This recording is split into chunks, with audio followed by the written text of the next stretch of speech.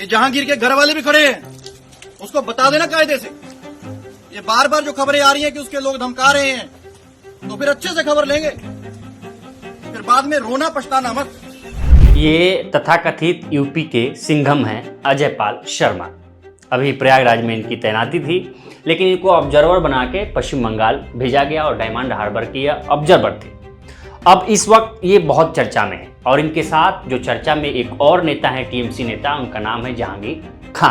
উনি নিজেকে সিংহ মনে করে সিনেমার আর্টিস্টে, আমরাও পুষ্পা, ঝুঁকেগা নেই। আমরা যোগ্য সাধারণ মানুষের কাছে, আমরা যোগ্য গণদেবতার কাছে, কোনো দিল্লি পুলিশ বা বিজেপির দালালের কাছে আমরা মাথা নত করব। जहांगीर खान कौन है, उससे पहले हम समझते हैं कि अजयपाल शर्मा कौन है। अजयपाल शर्मा को लेके क्यों इतना राजनीतिक गलियारों में चर्चाएं तेज हो गई हैं। यहाँ तक कि उत्तर प्रदेश के पूर्व मुख्यमंत्री अखिलेश यादव ने भी ट्वीट करके कहा है कि इन ऐसे लोगों के पर नज़र रखी जाएगी। उसी के साथ टीएमसी ने भी कहा है कि अजयपाल शर्मा कहीं भी चले जाएं, भले वो यूपी कैडर के आईपीएस अधिकारी हैं, लेकिन 4 मई के बाद उनको घसीट कर लेके आएंगे हम पश्चिम बंगाल। पर मैं साफ भाषा में अजयपाल शर्मा जी को एक चीज बताना चाहता हूं, आपके ऊपर हमारी नजर है। आप जो ये गैर कानूनी काम कर रहे हैं, ये जो रात के अंधेरे में रेड्स कर रहे हैं, ये जो महिलाओं के साथ अश्लील व्यवहार कर रहे हैं, ये जो डायमंड हार्बर के लोगों को धमका रहे हैं, चमका रहे हैं, ये जो असंवैधानिक काम आप कर रहे हैं अपने बीजेपी के मालिकों के निर्देश पे, मैं आपको इतना बता देना चाहता हूं, 4 तारीख रिजल्ट निकलने के बाद आप जहां भी भाग जाएं, आप छुप नहीं पाएंगे। आपको ऐसा लगता होगा कि हम एक दूसरे राज्य से आए हैं, वहां पर हम चले जाएंगे और मेरा बीजेपी का मालिक मुझे बचा लेगा।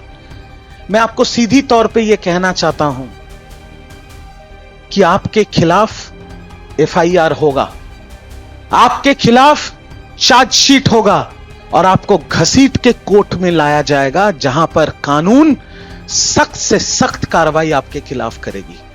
कोई राज्य, कोई बीजेपी का मालिक आपको बचा नहीं पाएगा।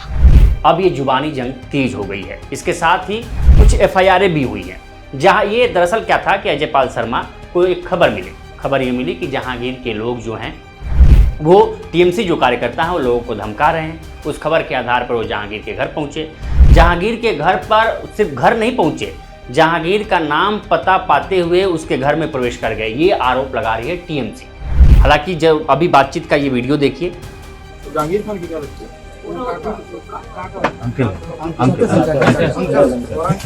उसके ड्राइवर का नाम क्या है? जहांगीर के ड्राइवर का नाम हमें जानी ना। अच्छा, तुम जानते नहीं? तुम्हें क्या पता उसके बारे में? हमारे काका से भेज देंगे बस, और कुछ नहीं पता है। कौन उसके साथ रहता है, कहाँ वो रहता है, कहाँ रहता है वो कहाँ रहता है? इसी में रहता है? घर में तो कोई रहता ही नहीं है, तो बंद रहा एक और खाते भीतर है, एंट्री यहीं से।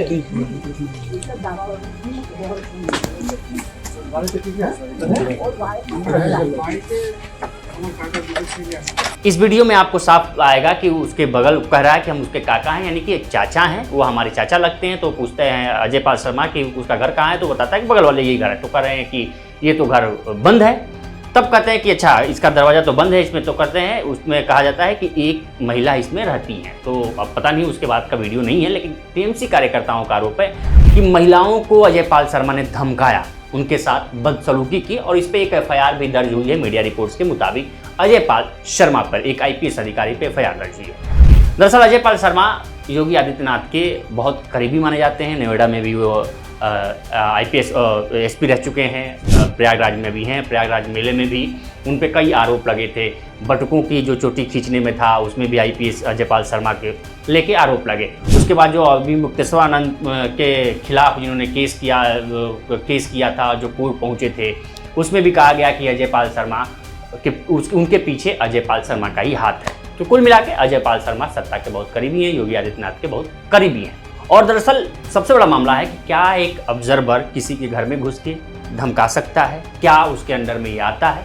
तो जो पूर्व डीजीपी हैं या अदर पुलिस अधिकारी हैं, जो उनका कहना है कि इस प्रकार का रवैया नहीं होना चाहिए अजयपाल शर्मा का, जिस प्रकार का उनका रवैया है। हालांकि वहाँ के एक वीडियो अधिकारी को सस्पेंड कर दिया गया है। लेकिन सवाल है कि जहांगीर खां कौन है? क्या जहांगीर खां का वास्तव में वहाँ दहशत है जिस प्रकार अजयपाल शर्मा कह रहे हैं? मीडिया रिपोर्ट्स के मुताबिक लोग बताते हैं कि जहांगीर खां का वहाँ एक दबदबा है।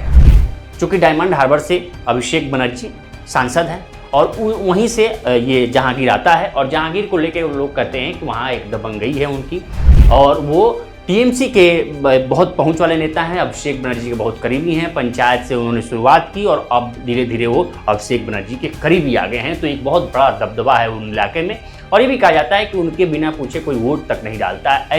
इस प्रकार की वहाँ दबदबा है अभिषेक जहांगीर खान का, और उन्हीं को लेके इनको रिपोर्ट मिली थी, अजयपाल शर्मा पहुंचे थे। अब इसमें राजनीतिक तेज हो गई है। देखिए, जहांगीर खान अभिषेक बनर्जी का निर्देश पे बहुत दिन से वहीं पर तांडव कर रहा है। अभी लोगों को डराने धमकाने का काम कर रहा है। इसीलिए पुलिस जो एक्शन लिया, इलेक्शन कमीशन जो एक्शन लिया, वो एक्शन सही एक्शन है, और इस एक्शन से सीधा बात यही है, जो स्थिति जो है वो थोड़ा सुधरेगा और जनता निर्भय होकर वोट दे पाएगी। महुआ मोहित्रा ने एक रिटेलिएशन शुरू कर दिया। महुआ मोहित्रा ने एक वीडियो शेयर किया जिसमें कहा गया कि ये अजयपाल शर्मा ही हैं जो डांसर के साथ डांस कर रहे हैं। हालांकि लोकमत इस वीडियो की पुष्टि नहीं करता। जो महुआ मोहित्रा ने शेयर किया है वही हम दिखा रहे हैं। अब सवाल ये है, सबसे बड़ा सवाल है कि 4 मई को क्या होगा। 4 मई को रिजल्ट आएंगे और टीएमसी का दावा है कि वो जीत के आ रही है, बीजेपी का दावा है कि वो जीत के आ रही है। लेकिन आज दूसरे चरण का मतदान है। मतदान कमोबेश शांतिपूर्ण से हो रहा है। पिछला मतदान भी शांतिपूर्ण से हुआ, लेकिन इसमें सबसे बड़ा एक बेहतरीन बात हुई है कि सबसे रिकॉर्ड तोड़ मतदान हुआ है। इसमें 2 तरह के नतीजे देख सकते हैं। हाल के अगर नतीजों का एनालिसिस करें तो इसमें टीएमसी दिखता है कि जैसे बिहार में सत्ता के प्रति एंटी इनकम्बेंसी नहीं थी, प्रो इनकम्बेंसी थी। वैसे ही अगर इसको मान के चलें, अगर प्रो इनकम्बेंसी है तो टीएमसी सत्ता में वापस आ रही है, अगर एंटी इनकम्बेंसी है तो टीएमसी सत्ता से बाहर जाएगी। तो 4 मई के बाद क्या होगा ये देखने वाली बात होगी। लेकिन एक बात तय है कि टीएमसी, ममता बनर्जी, सयानी घोष, अभिषेक बनर्जी और टीएमसी के हर नेता, जिस प्रकार से बीजेपी अपना प्रधानमंत्री नरेंद्र मोदी, अमित शाह वहाँ अपना तंबू गाड़ के पिछले 1-1.5 हफ्तों से वहाँ डटे हुए थे पश्चिम बंगाल में, वैसे ही ममता बनर्जी डटी हुई हैं, अकेले और अकेले लड़ रही हैं। देखते रहिए लोकमत हिंदी। नमस्कार।